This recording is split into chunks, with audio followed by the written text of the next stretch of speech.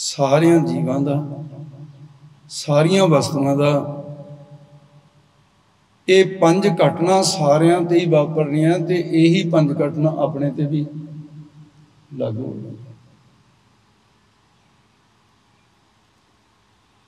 जम्मण ते मरण दे दो शब्दां दे विच यह भी तीन चीज़ां होर भी हैं नाल।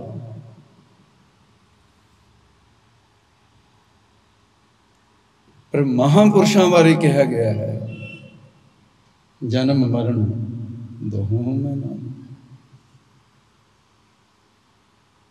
बाकी सारा संसार जन्म मरण विच है। भाई साहब भाई गुरदास जी भी लिखते हैं, जम्मन मरनो वाहरे परोपकारी जग विच आए। संसार दे विच की करन लई आए है? परोपकार करन लई। पर दा अर्थ है पराया, पराए का अर्थ है दूसरा, आप तो बिना होर। उपकार का अर्थ है भला। अर्थ की बनया? दूसरियां का भला करने वास्ते आए।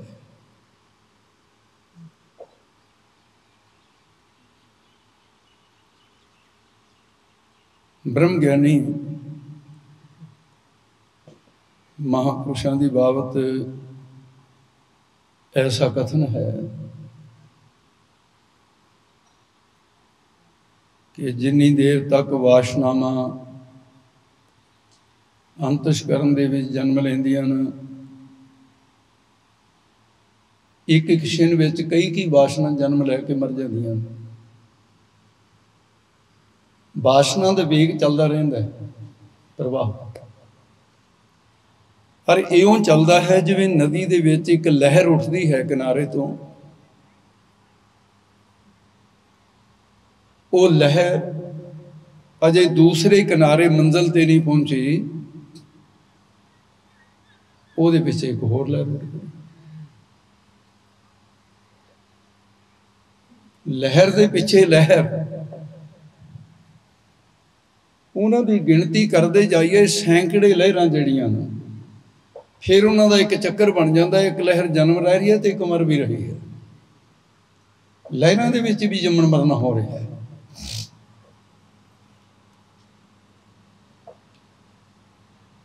इस तरह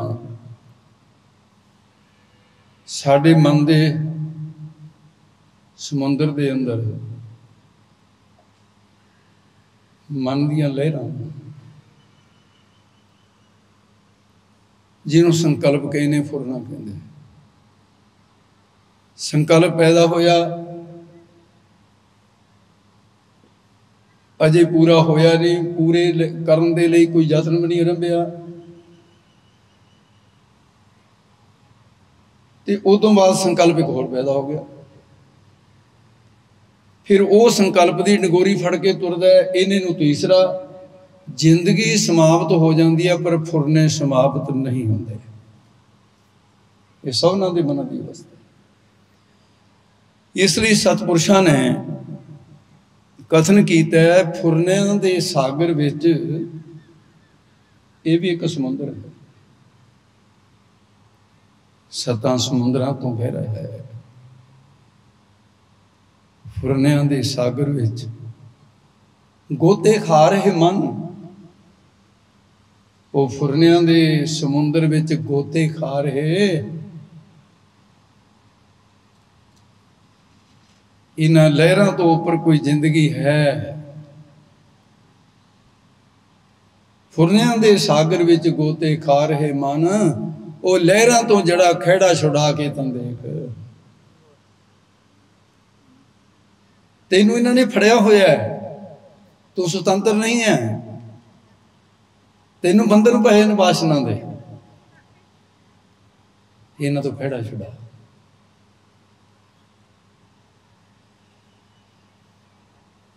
इस करके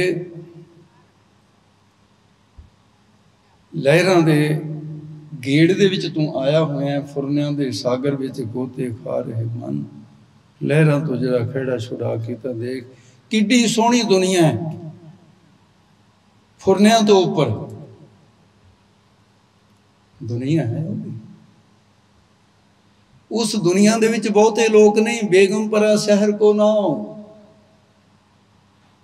दो को दो ना ही ते ठाओ, ना तस्वीर किरा ना माल, खता ना खतना दस।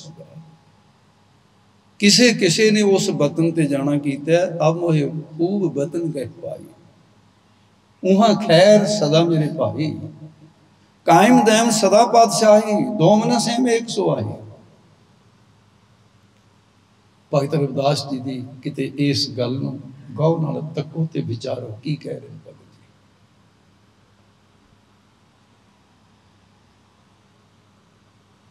फिर नाल एक इशारा किया, उहाँ गनी वसै मामूर। मामूर ते गनी दोने अरबी दे शब्द ने। जिन्हों आपां धनी कहते हैं, अरबी दे च उहनूं गनी कहते हैं, भाषा का ही फर्क है। मामूर कहते हैं लवा लव भरिया होया। उत्थे आत्मक धन वाले लवा लव भरे हुए ने उस रब की उस थां ते, उन्हां दी वस्तु है। किड्डी सोहनी दुनिया है, फुरनिया तो उपर। वो फुरनिया नूं पल पर भुला के तां देख। फुरनिया ख्यालां दी नहीं पहुंच जिथे, फुरने ते ख्याल इस दुनिया तक सीमित है। उस अवस्था नाल इन्हां दा कोई लैण देण नहीं। फुरनिया ख्यालां दी नहीं पहुंच जिथे, उस आलम दी मस्ती अजमा के तां दे। मस्ती है उत्थे, मिल जाएगा सुख सदी, वो फुरने रहत दुनिया च आके तां दे।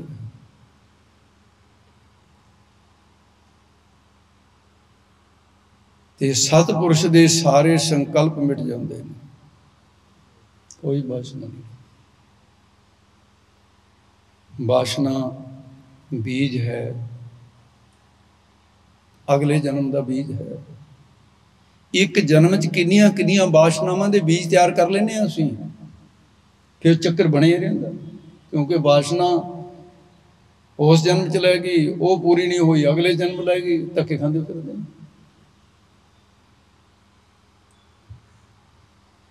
ते जदों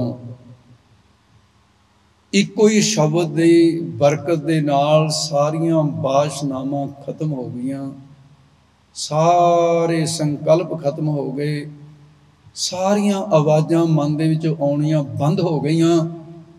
बस इको ही आवाज़ आ रही है, वाहिगुरू वाहिगुरू वाहिगुरू। इको ही बस, वो भी मन की जबान नाल, जिस्म की जबान नाल नहीं।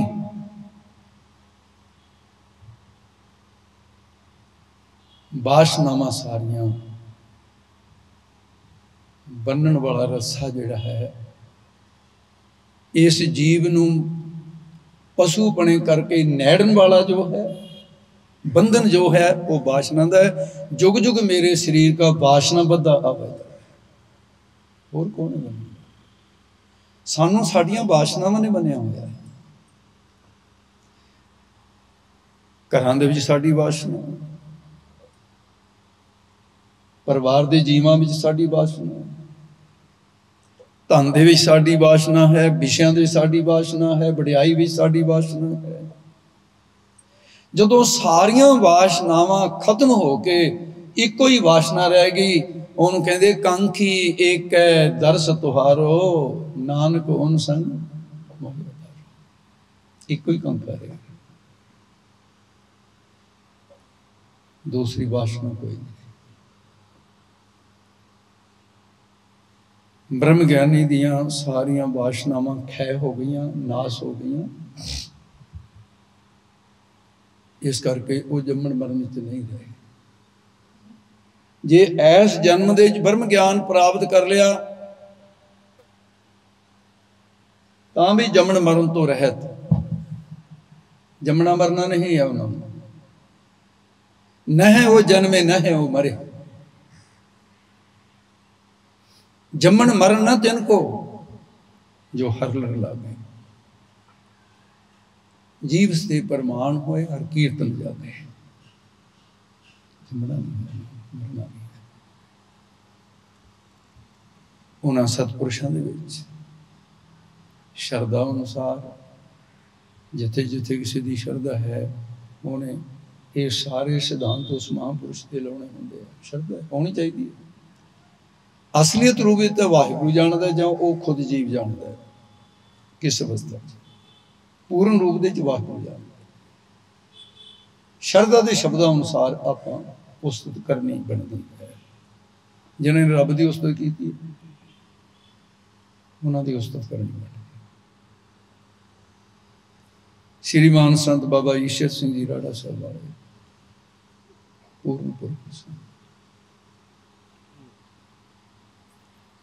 तुहाडे विचों किन्नियां ने दर्शन उन्होंने कीते मैं नहीं दस सकता, क्योंकि पर मैं ये कह सकता भी गिनती दे होणगे।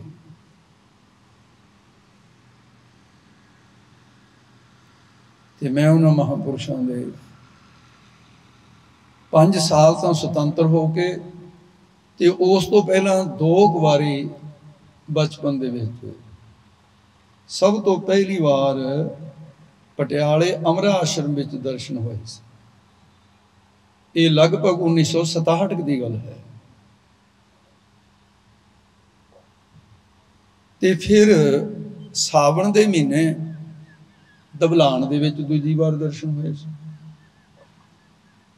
ते उस तो बाद इन्हां दे दर्शन होंदे रहे। राजे जोगी महापुरुष ते उन्हां महापुरुषों की याद जिन्ने भी सिख जगत दे जां हिंदू धर्म दे इस्लाम दे पूरे जगत दे संत भगत फकीर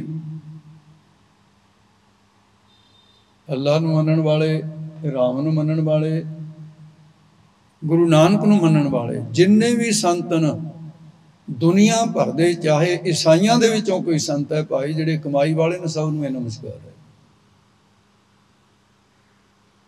कुछ कह के जपिया जपिया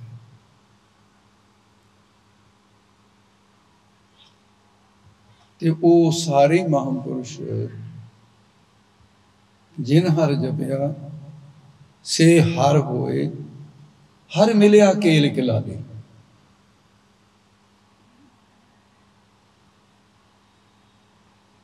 ते ओह जम्मन मरण दे बंधना तो परे हो गए। क्यों? वासनावां हो गई। केवल धुन रहेगी वाहिगुरू सिमरन दी। ब्रह्म ज्ञानी दियां सारियां वासनावां खत्म हो जांदियां न, सारियां इच्छा खत्म हो जाती, पर एक इच्छा ब्रह्म ज्ञानी नूं भी बनी रहती है। वो इच्छा ना होवे परोपकार नहीं हो सकता। जे ब्रह्म ज्ञानी ने परोपकार करना तो वो इच्छा के अधीन होकर करूगा।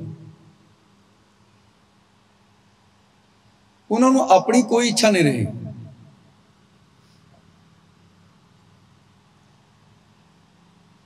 इच्छा की है ये आपां गुरु ग्रंथ साहिब जी की आवाज़ लेने असीं अपने कोलों जिहड़ा कुछ कहांगे वो बाज भी नहीं होएगा। गुरु ग्रंथ साहिब महाराज जी कृपा करते हैं कि ब्रह्म ज्ञानी नूं पर उपकार करन दी इच्छा बनी रहिंदी है। ब्रह्म ज्ञानी पर उपकार उमा उमा उत्साह दा वाचक शब्द। परायां दा भला करन दी इच्छा ब्रह्म ज्ञानी नूं बनी रहिंदी है। वो शरीर दे नाल परायां दा भला करदे रहिंदे ने। भावें परायां दा भला गुरबाणी का उपदेश दे के भला करन, जां धन द्वारा किसी की मुश्किल हल करन, ਜਾਂ ਬੜਮੁੱਲੀਆਂ ਆਪਣੇ ਅੰਤਸ਼ ਕਰਨ ਦੇ ਖਜ਼ਾਨੇ ਚੋਂ ਅਸੀਸਾਂ ਦੇ ਕੇ ਕੋਈ ਬਚਨ ਕਰ, ਉਹ ਪਰਉਪਕਾਰ ਕਰਦੇ ਰਹਿੰਦੇ ਆ। ਪਰਉਪਕਾਰ ਨਿਤ ਚਿਤਵ ਤੇ ਨਾ ਹੀ ਕੁਛ ਪੋਚ, ਪਰਉਪਕਾਰ ਉਹਨਾਂ ਦੀ ਚਿਤਵਨੀ ਚ ਰਹੇਗਾ। ਨੀਚਤਾਈ ਵਾਲਾ ਨਿਉਨ ਕੋਈ ਸੰਕਲਪ ਨਹੀਂ ਹੈ ਪਰਉਪਕਾਰ। ਜਨਮ ਮਰਨ ਦੋਹੋਂ ਮੈਂ ਨਾ ਜਨ ਪਰਉਪਕਾਰ, ਇਹੀ ਵਿਚਾਰ ਸੀ ਨਾ ਜਿੱਥੋਂ ਸ਼ੁਰੂ ਹੋਈ। ਇੱਕ ਵਾਰੀ ਐਸਾ ਹੋਇਆ ਕਿ ਸੰਤ ਬਾਬਾ ਹਰਦੇਵ ਸਿੰਘ ਜੀ ਲੂਲੋਂ ਵਾਲੇ ਤੁਹਾਡੇ ਇਸ ਇਲਾਕੇ ਦੇ ਸੀ, ਬੱਚਾ ਜਾਣਦਾ ਉਹਨਾਂ ਨੂੰ। ਜੋ ਪ੍ਰਚਾਰ ਦ੍ਰਿੜਤਾ ਦੇ ਨਾਲ ਕਰਦੇ ਸੀ, ਨਿੱਗਰ ਪ੍ਰਚਾਰ ਸੀ, ਵਿਦਵਾਨ ਸੀ। ਇੱਕ ਬੜਮੁੱਲਾ ਗੁਣ ਇਹ ਵੀ ਉਹਨਾਂ ਦੇ ਵਿੱਚ ਸੀ, ਸਟੇਜ ਤੇ ਬਹਿ ਕੇ ਦੂਜੇ ਦੀ ਉਪਮਾ ਕਰਨੀ ਤੇ ਆਪਣੇ ਆਪ ਨੂੰ ਨੀਵਾਂ ਦਾ ਦਿਖਾਉਣਾ ਬਹੁਤ, ਇਹ ਕਿਸੇ ਚ ਹੁੰਦਾ ਨਹੀਂ। ਇਹ ਤਾਂ ਗੁਣ ਸਾਰਿਆਂ ਦੇ ਵਿੱਚ ਦੇਖੇ ਗਏ ਨਹੀਂ ਵੀ ਆਪਣੇ ਆਪ ਨੂੰ ਵੱਡਾ ਹੋ ਕੇ ਦੂਜਿਆਂ ਨੂੰ ਨੀਵਾਂ ਕਰੀ ਜਾਣਾ। ਆਪਸ ਕੋ ਜੋ ਜਾਣੇ ਨੀਚਾ ਸੋਈ ਗੁਣ ਸੀ, ਇਹ ਗੁਣ ਸੀ ਬਾਬਾ ਹਰਦੇਵ ਸਿੰਘ। ਮੇਰੇ ਬੜੇ ਮਿੱਤਰ ਸੀ ਮਹਾਂਪੁਰਸ਼। ਦੇਖੋ ਸਾਰੇ ਗੁਣ ਤਾਂ ਰੱਬ ਦੇ ਵਿੱਚ ਹੈ, ਕੋਈ ਜੀਵਨ 'ਚ ਕਮਜ਼ੋਰੀ ਸਾਨੂੰ ਕੋਈ ਲੈਣ ਦੇਣ ਨਹੀਂ ਉਹਦੇ ਨਾਲ, ਕਿਸੇ 'ਚ ਵੀ ਹੋਵੇ, ਮੇਰੇ 'ਚ ਹੋਵੇ, ਤੁਹਾਡੇ 'ਚ ਹੋਵੇ, ਗੁਣ ਲੈਣਾ। ਸਾਂਝ ਕਰੀਜੇ ਗੁਣੇ ਕੇ।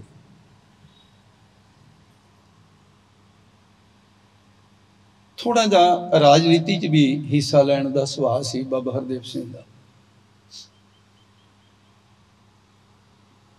ਸ਼੍ਰੋਮਣੀ ਅਕਾਲੀ ਦਲ ਦੇ ਨਾਲ ਸ਼੍ਰੋਮਣੀ ਗੁਰਦੁਆਰਾ ਪ੍ਰਬੰਧਕ ਕਮੇਟੀ ਦੇ ਵਿੱਚ ਉਹ ਕਾਫੀ ਭਾਗ ਲੈਂਦੇ ਰਹੇ ਔਰ ਸ਼੍ਰੋਮਣੀ ਕਮੇਟੀ ਦੇ ਮੈਂਬਰ ਵੀ ਰਹੇ।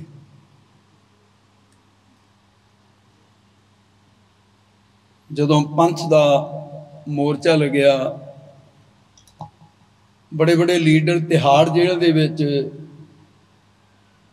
ਜਗਦੇਵ ਸਿੰਘ ਤਲਵੰਡੀ ਵੀ ਉੱਥੇ ਸੀ ਤੇ ਬਾਬਾ ਹਰਦੇਵ ਸਿੰਘ ਜੀ ਉੱਥੇ ਜੇਲ੍ਹ ਦੇ ਵਿੱਚ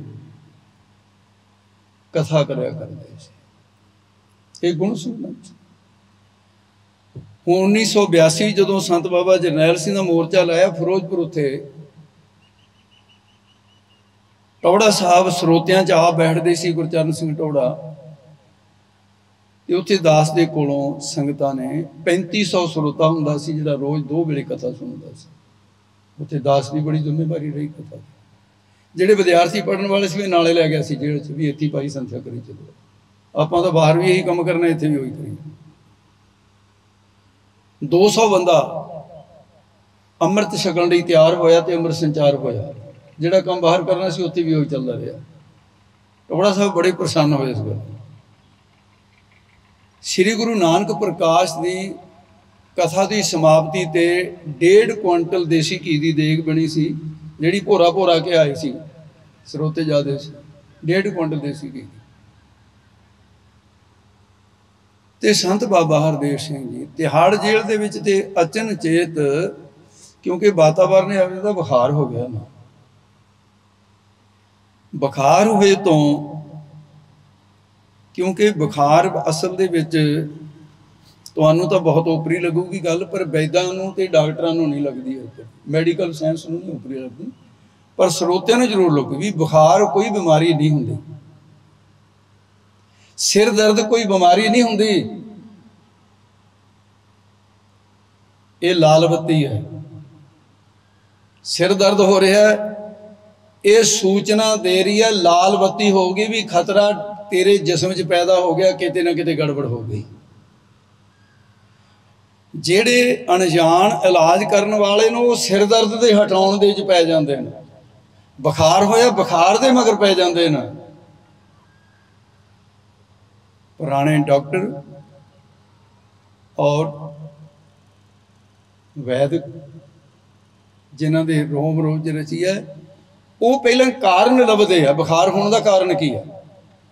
ਉਹਨਾਂ ਨੇ ਬੁਖਾਰ ਦੀ ਦਵਾਈ ਨਹੀਂ ਦੇਣੀ, ਉਹਨਾਂ ਨੇ ਦੇਖਿਆ ਵੀ ਪੇਟ 'ਚ ਇਨਫੈਕਸ਼ਨ ਹੋਇਆ, ਉਹਦੇ ਕਰਕੇ ਬੁਖਾਰ ਹੋਇਆ, ਇਨਫੈਕਸ਼ਨ ਠੀਕ ਹੋ ਗਿਆ, ਬੁਖਾਰ ਤਾਂ ਆਪੇ ਠੀਕ ਹੋ ਜਾਣਾ। हुण साडा ये काम है भी बुखार हो गया जी टीका गढ़ दिओ फटाफट बुखार उतर जाए। बुखार तो उतर जाऊगा,